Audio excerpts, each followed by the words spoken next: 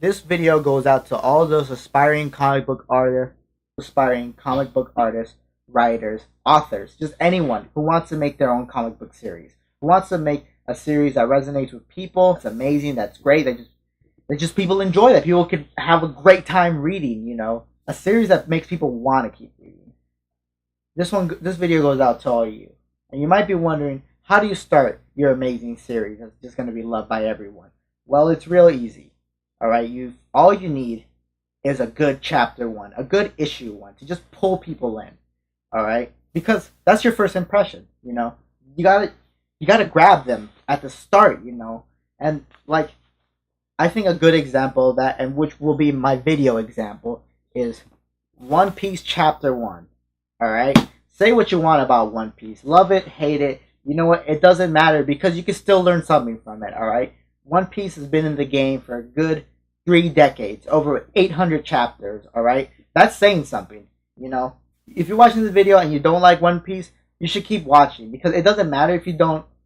It doesn't matter if you like or don't like One Piece. You can still learn something from it. All right, you don't gotta enjoy it. Just take some lessons from it. Okay, and what One Piece chapter one, Romance Dawn, what it does that so well are 4 key things that you have to keep in mind when you do your own shit. All right. Number one, your chapter one, issue one, has to have a clear beginning, middle, and end. All right, there's a story to it. It's got to be a clean cut story that we get when we get into. It's got to be a complete story. It's a complete story that's part of a larger story. That's what you got to keep in mind. All right, but just for the first chapter, focus on that beginning, middle, and end. All right. Number two thing that you got to keep in mind is you got to capture the spirit of your series, the spirit of your world, the setting, the character, the themes, the motif, the aesthetics. You got to grab all that and you got to encapsulate that into your chapter one. So you should have a real sit down to figure out what your series is about, what's the spirit of your series. Grab that and you got to put that in your chapter one, issue one, all right? Number three is proper main character introduction, all right? So when we meet your main character, who we're going to follow the most of the story with, we got to know what he's about. All right, clear cut. What is this character trying to do? What's his problem? What's his dilemma? The character's goals. What does he care about? What makes him keep going? You gotta get all that into your chapter one. Number fourth that you gotta understand is you gotta make your chapter one engaging. All right, and engagement is subjective. All right, but the only thing that matters is that it has to be engaging to you. Your chapter one is good when you're reading it, you're having fun, you're enjoying it, you're having a good time when you're reading your own work that you did. All right, that's when it's engaging. And sometimes that's tough. It's hard to tell sometimes, but that's why you got to keep working at it. Reminder: if you don't find it engaging, no matter how hard you try, it doesn't hurt to double check with friends or family to see if they find it engaging, right? I mean, once again, engagement is subjective. You gotta keep working at it to make that chapter one perfect. Now, all those 4 things are in the first chapter of One Piece. All right, Romance Dawn. I'm gonna go through it so you can understand what I'm talking about, so we get a clear idea. All right, you got me? All right, let's go. Let's open up these bits. The first page of One Piece, Romance Dawn. We have this little epilogue with Gol D. Roger, the king of the pirates, right before he gets executed, where he claims that his treasure is out there in the world. You just gotta travel the whole wide world to get it. All right, which starts the great era of piracy. That's all the context we really gotta know about the world. All right, if you have a lot of lore like One Piece does, then you don't need to explain all that lore in your first chapter. You don't have to. You just gotta give enough lore that we get the context of the first chapter. As the series goes on, you could sprinkle in your lore. All right, when it's necessary. Don't create an exposition dump. Then the second 2 pages is a splash page of Luffy. There he is. What's all this? This is the colorful cast of characters that will be part of our journey. What this tells us, it gives us the aesthetic. All right, it tells us about the world. All right, this guy here in the front and center, he's our main character. All right, what do we know about looking by him? He looks fun. It's like he's having some fun. He's got a straw hat, very important, and that might be obvious, but it helps to sometimes hear it. Like, it helps for me, not gonna lie. And here we get a little setup of our village. It's a small Harvard village 1 year ago. So we know this is a flashback. All right. And we see this little kid right here, Monkey D. Luffy. All right. He looks very similar to the guy in the last page. So we assume they're the same person. Right. And what is this guy doing? What's the first thing we see Luffy What's the first thing we see him do? We see him exclaim to these fucking pirates that he's tough. And what's the first thing he does? Stabs his face with a knife. That says a lot about the character. All right, we he's our main character. We know what he's about in the get go. You know, he's fucking ballsy. He stabs himself in the fucking face like a maniac, right? And these pirates, they love that shit, dude. They're here in a bar. They be drinking and shit. They be having a good old time. Fuck, dude. Here he wants to be a pirate. All right, we know that in this world there's pirates, but what's really a pirate? You know, I mean, you might think you know what a fucking pirate is, but like, what's a pirate in the context of this story? Right? That's what we want to know. And this first chapter, it tells us what pirates are in this story. Well, what pirate our main character is. Here we got an introduction of Captain Red-Haired Shanks, right? And he looks kind of like Luffy. Also, he's wearing a straw hat. That, you know, you saw Luffy wearing that splash page. That's a sign that there's gonna maybe be some character development, or maybe something's gonna happen that makes Luffy get that hat. We don't know what it is, but it's a little setup, a little something to look forward to, right? And then here Luffy makes a comment that he's tough and that his punches are as powerful as a pistol. That's a little setup for something in the future as well. This is a great page of the lineup of pirates. It gives you a pretty good rundown of why it's great to be a pirate. You know, it makes us want to be pirates. I want to be a pirate. Shit. And here Shanks is just teasing the guy. He's teasing our main character, Luffy. He's fucking giving him some milk, like teasing him. What's up with that? Also, we get this little cool introduction of the first mate, who kind of gives us the more serious side of the pirate. Because, like, yeah, there's kind of some serious business to being a pirate. We know he's more of a serious character because he's got these scars on him. And, like, again, this might be, like, something that's kind of obvious or dumb to point out. But, you know, I feel like it's worth pointing out. Then a couple pages more, we get these panels where there's this asshole called the Scourge of the Mountains who comes through. And we don't see what his face looks like. So it's kind of like they're hyping him up. And then we see this full spread right here. Higoma the bear, right? And he's a mountain bandit, which is kind of interesting because pirates are criminals, and it's the only one we've been introduced. It's the only ones we've been introduced to, and now we get like a mountain bandit. And what's that about? You know, like what's that about? It's pretty good to bring in a mountain bandit because like it sets up comparing and contrasting between Shanks and Himoga. The mountain bandits come through. They want some drinks and stuff. But the pirates that were partying there at the bar, they got him on. Shanks kind of feels bad, and he offers him like an unopened bottle. And the fucking Higoma just smashes that shit right in his face, right? And everyone's like, everyone's appalled. And over here, Shanks doesn't give a shit. Shanks not mad. Here, Higoma's like hyping himself up, being like, "Hey, I'm tough. I killed 56 people. You don't want to fuck with me." And Shanks doesn't care. Shanks just want to cleans up the mess. He'll give less of a fuck about Higoma. Higoma's a little fucking childish because he still wants his attention, so he smashes more shit. And then they leave. They're like, "Man, fuck this place. You know, pirates are cowards and shit, right?" And Shanks laughs it off, like, "What the hell?" Like, and here Luffy gets mad at him. He gets mad. Why didn't you stand up for yourself? You know, he thought pirates were tough as shit and whatnot, right? And Shanks is all like, "Bro, it's just some spilled drinks. Who cares, dog?" And then Luffy's here that he's gonna walk away, and then Shanks grabs onto his arm. His arm fucking stretches. What the fuck is up with that? That's the true, real bit of comedy that we probably got in this. And comedy is a big part of the One Piece spirit. Like, it's exposition too. This leads into the exposition of the Devil Fruits, which is like a key thing in the One Piece series. But you notice how they kind of like they slipped in that exposition during the comedic moment, all at the same time, right? So we get that. So it doesn't seem like random. Oh, now we suddenly explain Devil Fruit easily. A writer who's shitty would have probably explained Devil Fruits in the first two pages. Like maybe dropping more lore in that first page. We'll get this little silly moment where you find out what a Devil Fruit's about. So now we know that Luffy's body is now made of rubber and he can't swim, which is like troublesome because he wants to be a pirate. Anyway, we get this one little panel right here of seagulls. That's the transition panel. Now the flashback from 1 year ago is over. Do you remember that? We also get like the little introduction of the mayor here who kind of becomes a little bit more key later in the story. Kind of low key. Anyway, we kind of get a repeat of Higoma the bear. He comes back to the tavern. We do the quick cut from the fucking bar scene to out in town. And the mountain bandits, Higoma is like about to fucking kill Luffy because because he was pulling some shit on Higoma, man. And we don't know what it's about, but like, it's good. We'll find out later. Anyway, here the mayor comes through, and he pleads for Luffy's life. Here the Mountain Bandits is like about to hella just kill Luffy right now. And out of nowhere, we get this little panel right here, a shadowy version of Shanks, and it's him, it's Shanks, and he's all like, Luffy, like, Luffy, what you doing, man? Bro, I thought your punches were strong as pistols. Shit, dog. those Mountain Bandits, they pull a gun on Shanks, and they're about to hella just kill him right there, right now, right? And Shanks is all like, it's not safe to pull guns, dog. And that Mountain Bandit gets murked, shot in the head with his buddy. That fat guy from earlier, he comes out of nowhere too. The earlier panels, Shanks is by himself. He just shows up by himself, but his other crew members like shows up out of thin air, right? That's just a quick glimpse to how powerful pirates are in this world.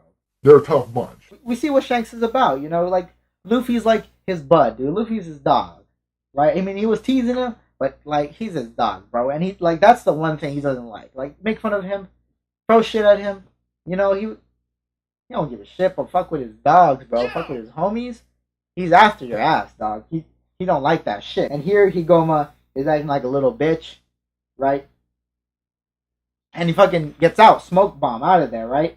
And I like this little moment right here where Shank like panics, like, oh my god, like, oh no, I let him escape. We gotta save Luffy, right? Like, I like that moment that he legit, because it's like here Shanks was acting all cool and shit in front of the Higoma, right, and the Mountain Bandits, but like he's legit worried. Like, I mean, he's secretly under all that, he was like scared that he would screw up, right? I like that. You know, that's the show's a little three-dimensional character right there, dog. Higoma goes out at sea with a little raft with Luffy as a hostage, but then he realizes he don't need him, so he kicks him off into the ocean. And what we know about when he ate that devil fruit is that like once he eats that, you can't swim and shit, you know? He'll drop like a stone in the water, right? And when he kicks him, like Luffy has like this little flashback of like what happened back in the bar of why Higoma started like threatening him and shit. Luffy was defending his friend Shanks, you know, like he doesn't like it when you talk shit about his friends. And that shows like some parallels between like Luffy and Shanks. Like, I mean, we already knew those parallels existed because they're design wise they look alike. And then after that, Higoma gets like eaten up by a fucking sea serpent, like out of nowhere, right?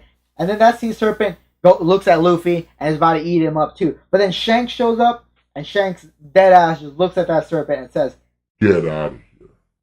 And that sea serpent hella just dips. And here we got Luffy crying. And Shanks is all like, "Bro, I thought you were a tough guy. Why are you crying?" And Luffy's all like, "Bro, you stopped the sea serpent, but he ate off your fucking arm. Shit. And I want to talk about this scene for a moment. Some people might get mad that it wasn't Shank who personally defeated Higoma, but he kind of did, because earlier Higoma was like talking shit about pirates, saying that you don't gotta be tough to be out at sea and shit, right? But you do gotta be tough, because out at sea there's like fucking monsters and shit. There's like fucking far deadlier shit, and Higoma is so tough because the fucking sea literally ate him up, right? And when the same sea was fucking after Luffy, it's Shanks, fucking pirates. Could dead ass just stop that sea. Fucking just look at it and tell it, get out. Get out of here. Dead ass. That Shanks did win the battle against Higoma, right? That's how he won, to show like how tough he truly is, how much more of a man he is. Being a man is another huge aspect of the One Piece spirit. This scene of him sacrificing his arm, it gives out an important theme that like runs throughout One Piece. That's friendship, all right? That they would do anything for your friends, you know? You put yourself out there for your fucking friends, right? You put yourself fucking out there for your fucking friends, all right? You will declare war on the entire nations of the world just to get back your friends. That's some shit that happens in One Piece. And anyway, we got this little transitional panel right here to kind of reinforce the lessons we learned, just to make sure you know of it, right? So, you know, you might think it's like a slight exposition dump about what we just learned, but not really. It's a transition. Like, it changes the mood, because like the scene before this was pretty serious. This comic's pretty good at that. I love that. That's some good shit right there, dog. Here, Luffy proclaims that he doesn't want to join their crew no more. Start his own crew and be fucking better than him. He wants to be king of the pirates. And now we know what he's about. Which goes back to knowing the main goal of the character. And Shank's like, oh, you're better than us? Well then, do me a favor and keep this hat safe. Now Luffy has the hat. The hat that we saw on that fucking splash page. Right? I mean, he's still short. He's not as tall as he is in that splash page. But we know he's close. We know he's grown. He's grown a lot today. He went through character arc in this. He gives him that hat and he says, promise that you'll give it back to me someday when you become a great pirate. And they're all like, hell yeah and shit. Raise the sails, dog. They're off. And then Luffy's adventure begins 10 years later from this very same spot. And then Luffy goes out at sea. And then that same serpent that bit off Shank's arm shows up again. And Luffy's like, I'm ready for you, dog. He busts out that gum pistol and punches him. Literal splash page. This splash page is very important. It's very important because, first of all, this is the first time we've seen Luffy. This is the first time the audience, have successfully seen Luffy hit something.